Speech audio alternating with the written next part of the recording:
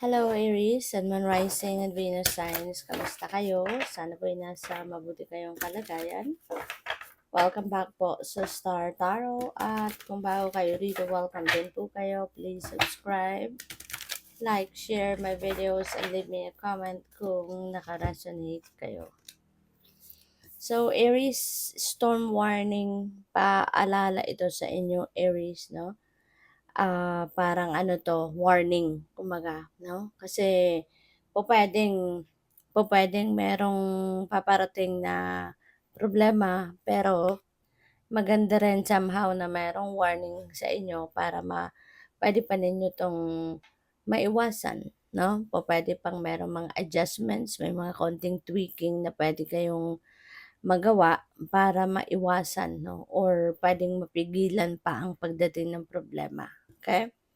So we have community and you are lucky, you are blessed kasi there is a community of people na laging nandiya para sa'yo, nandiya para tulungan ka, para protektahan ka, para suportahan ka sa kahit ano man yung pangangailangan ninyo.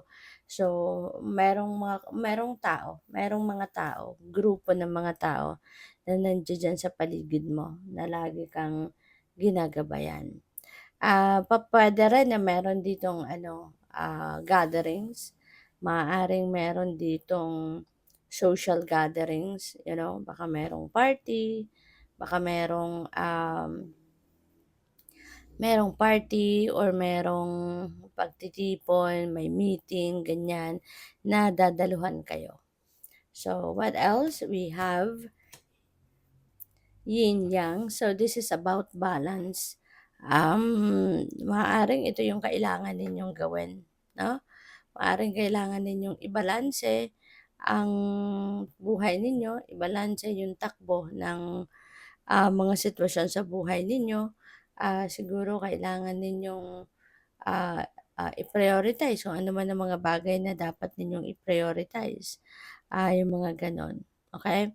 Kaya puwedeng kailangan ninyo ngayon na reviewin ang mga nangyayari, 'di ba? Reviewin ang mga nangyayari sa buhay ninyo para makita ninyo kung ano yung mga priorities ninyo, ano yung mga necessary steps na kailangan ninyong gawan, 'di ba?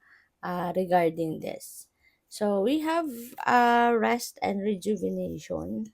So maaari din na lagi kayong pagod, lagi kayong baka physically, mentally, and emotionally exhausted kayo. Kaya kailangan ninyo na kahit papaano magpahinga muna, mag-rejuvenate kayo, mag-recuperate, ganyan, para na makabawi muna yung katawan ninyo sa pagod, no, at sa stress na nararanasan ninyo. Okay? So, kaya importante, no? Importante yan na anuhin ninyo, bigyan ninyo ng panahon ang sarili ninyo, bigyan ninyo ng oras ang sarili ninyo. Okay? Para na maging healthy kayong muli. Alright? So, by the way, maraming salamat for subscribing. And if you haven't subscribed yet, subscribe na kayo. And also, maraming salamat din for not skipping the ads. Malaking bagay po yun sa akin.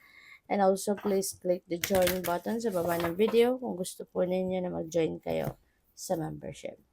So, we have transformation, a fresh new way of living emerges. So, may pagbabago na gagawin kayo, Aries.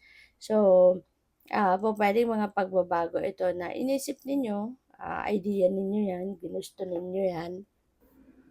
Maaaring pagbabago ito na anuhan ninyo, pinagpaplanuhan. And this is like a lifestyle change, no? Pwedeng lifestyle change ang ganap dito, yun ang napipick up ko. Kaya good for you. So we have taking shelter. Ayan, the answers are within. Aries, baka meron kayong mga katanungan sa sarili ninyo. Hindi ninyo yan makukuha from the outside world, no? Hindi ninyo yan maririnig na sagot na gusto ninyong marinig from other people. Kaya, ang paalala sa inyo dito, taking shelter, diba? go deep within you at, diyan ninyo mapapakinggan 'no, kasi kung ano yung your soul knows kung ano yung ano ninyo, yung, yung mga sagot diyan sa inyong mga tanong at, yun ang tanungin mo. Pakinggan mo yung sarili mo, pakinggan mo yung soul mo, 'di ba? So what else? We have embracing enthusiasm, shout to the heavens with happiness. Ayan. So feeling ko meron ditong ipagpapasalamat kayo. Maaring meron dito mga blessings na dadating at ipagpapasalamat mo yan. Magiging masayang masaya ka at you are going to be thanking the divine. You are going to be thanking God, no? For this blessing. Kaya magiging ano ka, you're going to be very happy about it. Okay? So, what else? We have valiant courage, take action with passion. Alright? So, kailangan, Aries, na kayo ay mag-take action na. Diba? Gawa na ninyo ng paraan kung ano man ito. Take action na. It is now necessary for you to do something about kung ano man yung iniisip mo or pinaplano mo. Hindi po pwedeng puro tayo lang imagination, hindi po pwedeng puro tayo pag-iisip lang. You need to take action. Okay? You need to do something about it para mangyari na kung ano man itong mga bagay na uh, ini-imagine ninyo or pinaplano ninyo. Okay? So, we have first light, beginning a new cycle. Ayan. So, you're definitely going to begin a new cycle kasi nga may transformation dito, 'di ba? So, meron kayong gagawin bago. Meron ditong bagong kaganapan, bagong sitwasyon na gusto mong um, simulan, 'di ba? May transition, may transformation. Kaya this is a new beginning energy. And kung ano man itong area of life na gusto mong baguhin, yan ang ano, yan ang sisimulan mo sa ngayon. It could be trabaho, it could be lifestyle nga, 'di ba? Magbabago kayo ng panibagong lifestyle, magkakaroon dito siguro ng pagbabago sa dynamics ng relationships, mga ganyan. Or pupuwede 'no, meron din pumasok na relocation, so baka ang iba din sa inyo is going to relocate somewhere. So we have desert passage, trust there's a divine plan.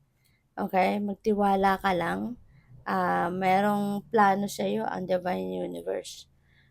Magtiwala ka na merong mga bagong magtiwala ka 'no na na lahat tayo, bawat isa sa atin, merong plano ang divine universe. Kaya magtiwala ka lang diyan.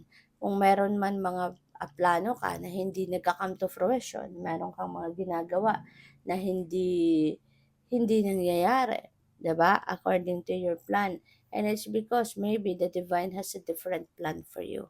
Okay? So, gano'n 'yun. Kaya magtiwala ka lang 'no, na lahat ng mga nangyayari, nag-unfold sa buhay natin, 'di ba, that is part of your soul's journey and that is part of the divine plan. Good luck. Thank you for watching. Love and light. Namaste.